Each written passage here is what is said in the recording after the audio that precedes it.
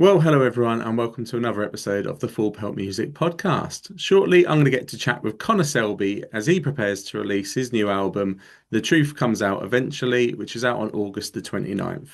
Before then, though, it is the usual reminder to myself. If you would, please do follow Pelt on social media. We're on Facebook at Pelt and on X and Instagram at Pelt Music. And again, if you would, please do hit that like button, hit that subscribe button, wherever you're watching or listening. But that's enough of that. It's time to get on with the podcast, so let's go.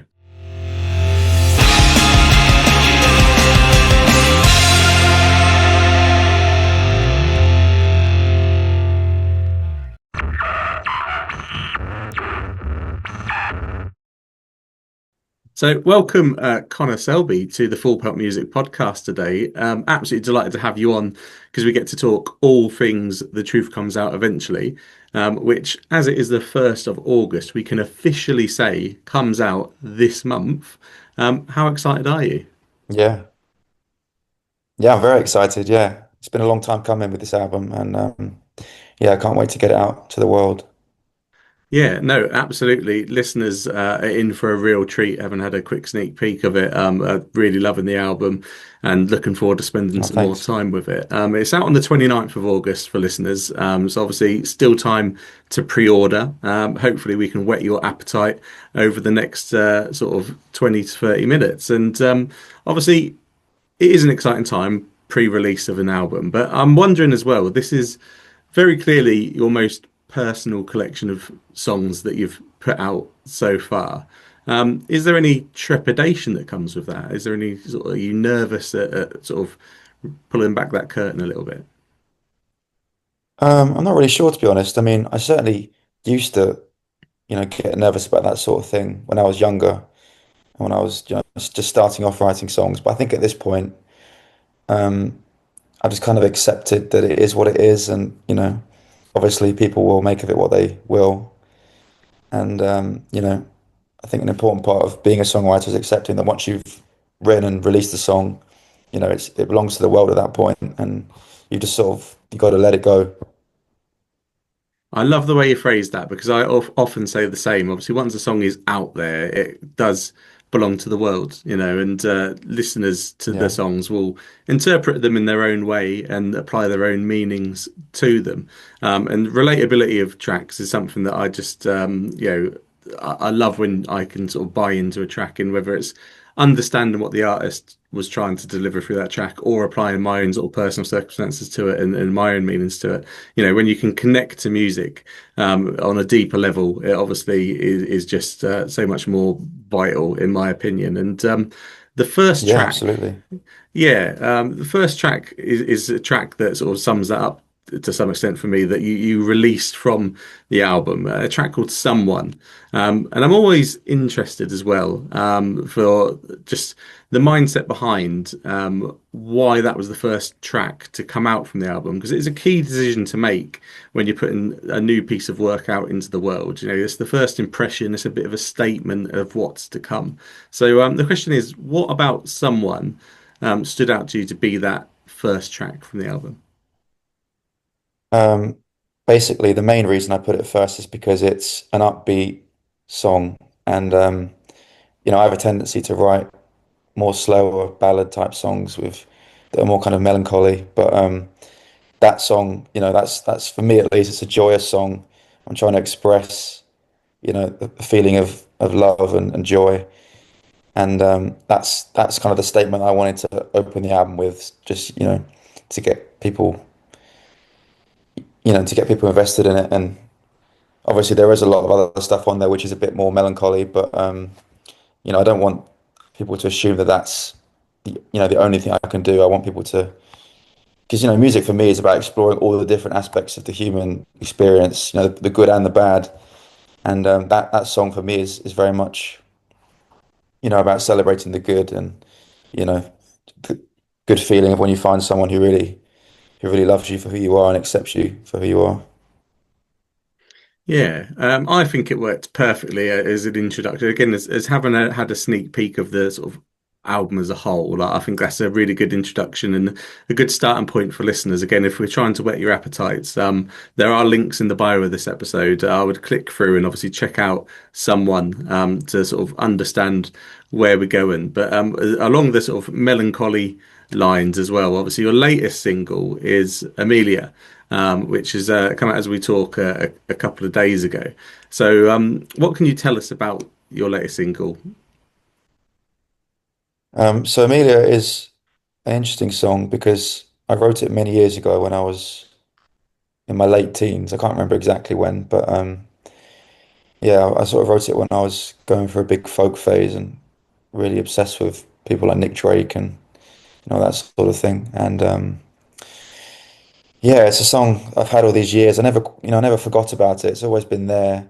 I performed it for a bit when I was starting to play in folk clubs and stuff, when I was just, starting to do gigs, but I kind of put it away and didn't touch it for a long time. But like I say, I never forgot about it, and I showed it to a few people, and everyone seemed to think it was a really good song.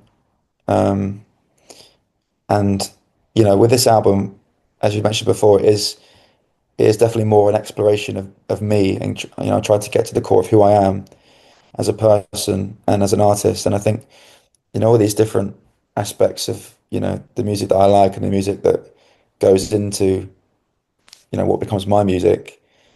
Um, it all represents different parts of who I am, and that the kind of folk acoustic thing is a big part of who I am and the music that I love and the music that's inspired me. And I think therefore it deserved a chance to be heard by the world. In the past I was kind of more sticking to the traditional blues thing, and I thought, does it necessarily fit with the rest of the stuff that I'm doing? Does it work? But I think at this point, it does fit, in my opinion at least, and it makes sense in the context of the other songs, and it's just showing a different side of who I am. Yeah, no, absolutely. And I love, as you say, I agree fully that it deserved to be heard by the world. It is a beautiful song, and does fit so elegantly amongst the rest of the tracks on the album. And I just want to touch Well, while we're thank you. sticking with Amelia as well on the music video, because regular listeners to the podcast will know that I do have an obsession with music videos. I call myself a music video geek. Grew up at a time when music TV was a lot bigger than it is now, and I think it's something of a dying art. So I always look for a video that I can talk to my guests about. And these days, sometimes I do go and look, and an artist I'm speaking to hasn't made any because, time, budgets, reward versus effort. There's a lot of sort of thoughts that go behind it. But you've released a couple of lovely videos that accompany the tracks to this album, and Amelia obviously being the new one. I was checking it out again, and very simplistic but very fitting, and obviously like it is such a beautiful song. In the video, it was quite mesmerizing just to watch you playing it in that video. So I mean, how important is it to you as an artist to obviously maintain putting out music videos? And how did you sort of come up with that concept for that video? Um, well, firstly, thank you for saying that. I'm glad you enjoyed the video. Um, to be honest, videos don't come naturally to me at all. It's really not something that I'm not going to say I don't enjoy making them, but yeah, it isn't, I don't like being in front of a camera particularly, and I can't act, I can't do any of that stuff. So whenever I do go about making a video, it sort of has to be quite simplistic and quite straightforward by design because, I can't really do much else. But yeah, there is definitely an art to them, and I appreciate a well-made, great music video like anyone else. And yeah, you're right. I mean, they're very expensive and very time-consuming to make, so not everyone has the luxury of being able to do that. But I'm lucky that I work with a label who are able to invest that kind of money in making those sorts of videos. So yeah, I'm really grateful to have them. And yeah, I think they turned out good as well. No, they absolutely did. I mean, there's someone that watches a lot of music videos. Obviously, you can have the performance videos, the story videos, the mixture videos of the two. But again, the song itself, I think, as simplistic as it is, it works really well, and is just a nice visual sort of aid for listeners. So again, there are links in the bio of this episode, and listeners, I really encourage you to head to YouTube because that's where these things are consumed these days. Go and watch the video for Amelia and just add that extra dynamic to the music. And yeah, I love a nice segue. And while we're talking about new sort of different dynamics to the music, um, tradition sort of beholds that when an artist releases a new album, they tend to play some live shows to support that album and obviously take the songs out on the road. And fans of yours, Connor, will be really, really blessed because you haven't decided to, I'm going to play London, Birmingham, and Manchester, maybe Glasgow if the Scots are lucky, and that's it. You've got a fantastic tour lined up. And again, listeners, click through the link in the bio. There's a lot of dates there in a lot of, obviously the big cities are there, but there's a lot of towns that are off the beaten track, let's say. Yeah. And yeah, absolutely lots of opportunities to come and savor these songs live, as I think they definitely deserve to be heard. I mean, obviously, are you excited to get out and play these new songs live?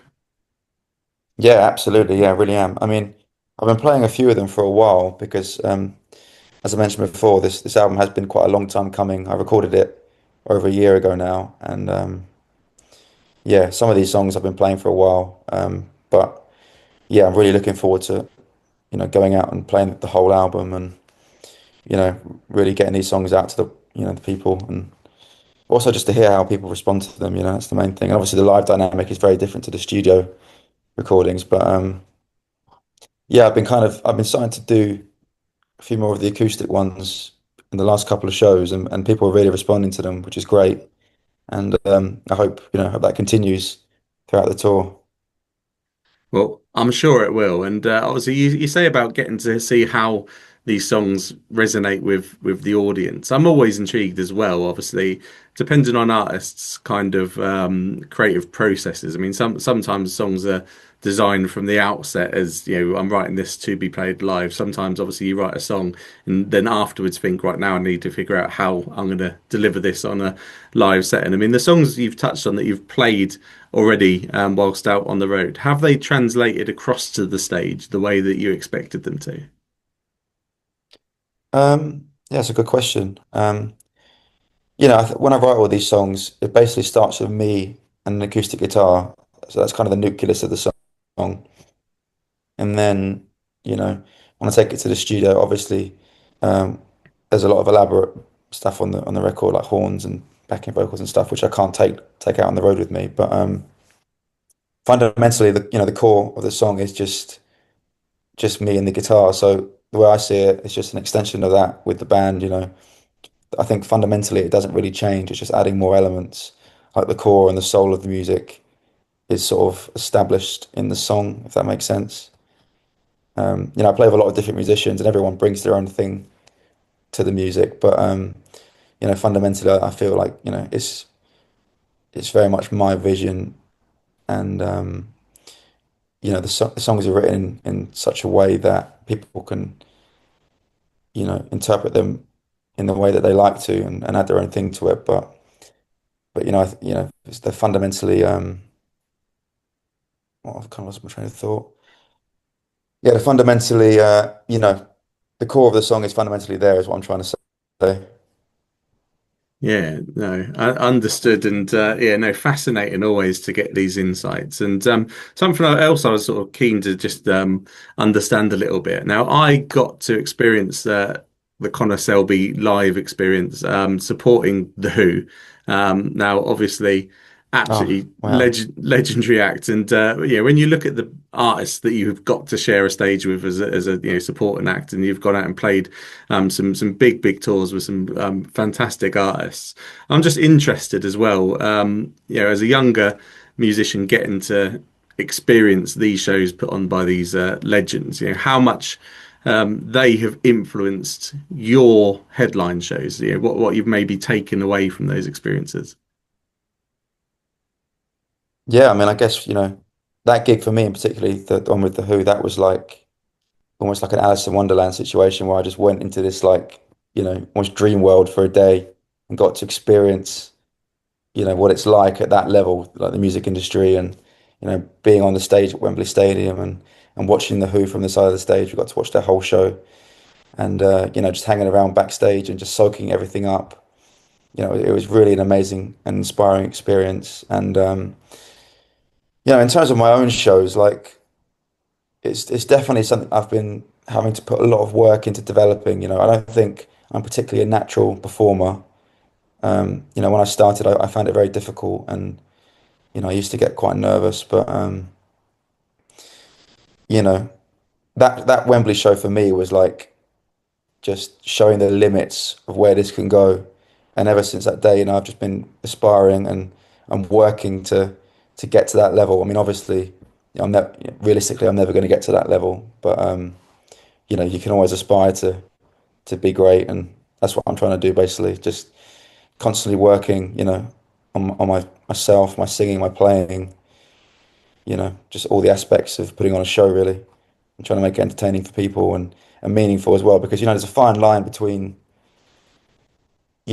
entertainment for entertainment's sake and kind of going too heavily in that direction and losing touch with the kind of the meaning and the integrity of the song. So I try and find a balance there, which all the great artists of history have all managed to do in their own unique way. And yeah, it's just about finding your own way really, and trying to take who you are and your strengths and just taking that to the max level, I suppose.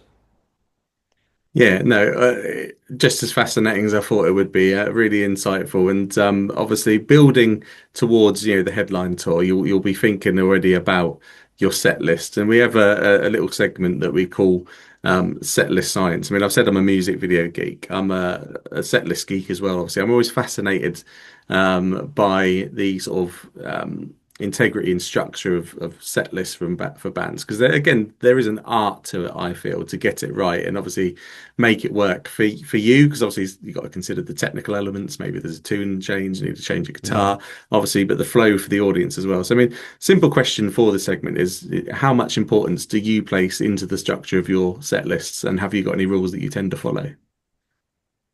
Yeah, I do think about it quite a lot.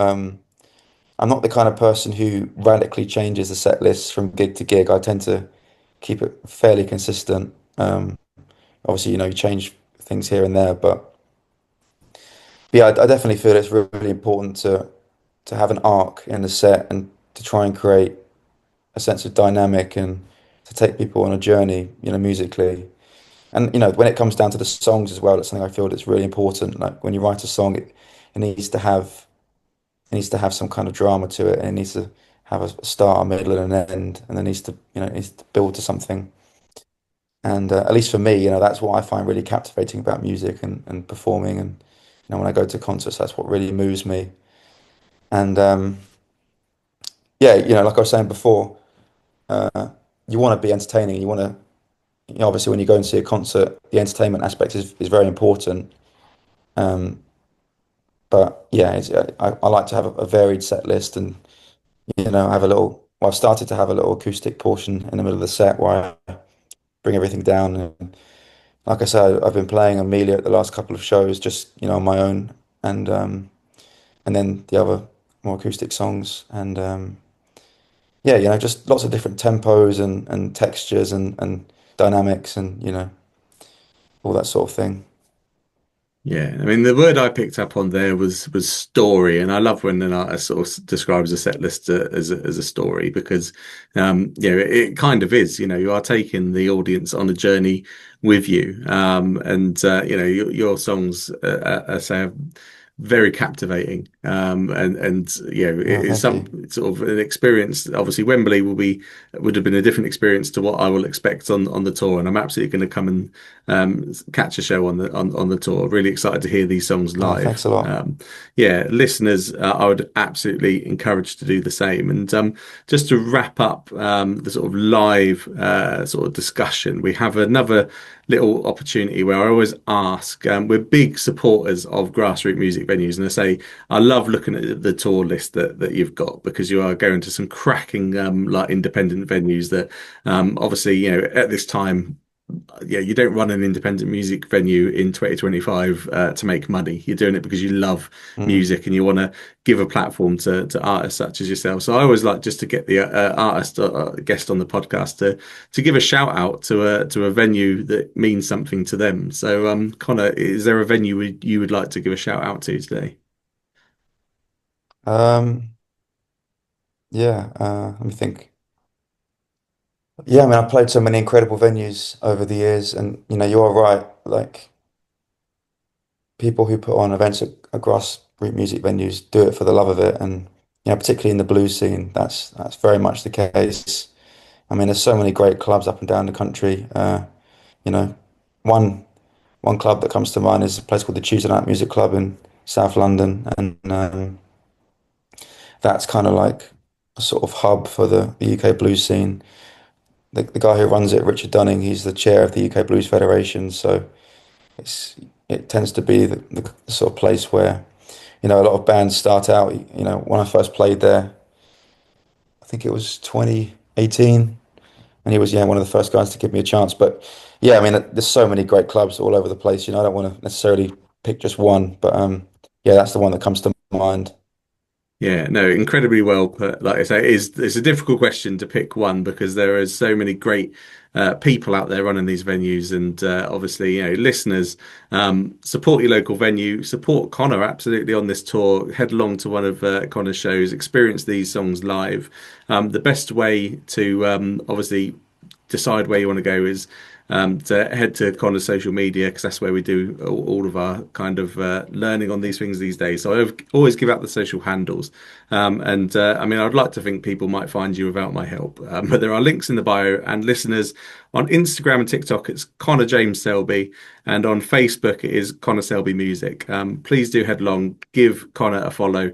Obviously, check out The Truth Comes Out Eventually, which comes out eventually on the 29th of August. And yeah, just fully invest yourself in Connor's music because it is absolutely worth your time and effort. And that is my final message for the listeners today. But I always love to give the final message to the guests. So, Connor, what would be your final message for our listeners today? Um, yeah, I just want to say thanks for having me on the podcast. Hope you guys have enjoyed it. Yeah, just go out and keep supporting live music because every single one of you, makes a huge difference. And in these trying times, we need all the help we can get. And if you can go to a show, not necessarily one of mine, any show, and support a band or support an artist, then please do try and make the effort because it's so important. And I feel, you know, music is such a vital part of our culture and our identity, as a nation and just in general in the world. And we need to keep supporting it, and we can't lose touch with that. So please, if you can, go out and support live music. Yeah, absolutely spot on with that message there, Connor. No, thank you so much, obviously, for giving up time for the podcast and then coming on. No, my pleasure. Thank you for having me. Well, thank you everyone for listening. I really do hope you enjoyed that chat there with Connor. Do make sure you check out his new album, The Truth Comes Out Eventually, which is out on August the 29th. Also, make sure you follow Connor across social media to stay up to date with everything coming from him. You can also stay up to date with Full Pelt. We're on Facebook at Full Pelt and on X and Instagram at Full Pelt Music. Finally, from me, if you would, please do hit that like button, hit that subscribe button, wherever you're watching or listening, because we'll be back very soon with another episode of the Full Pelt Music Podcast.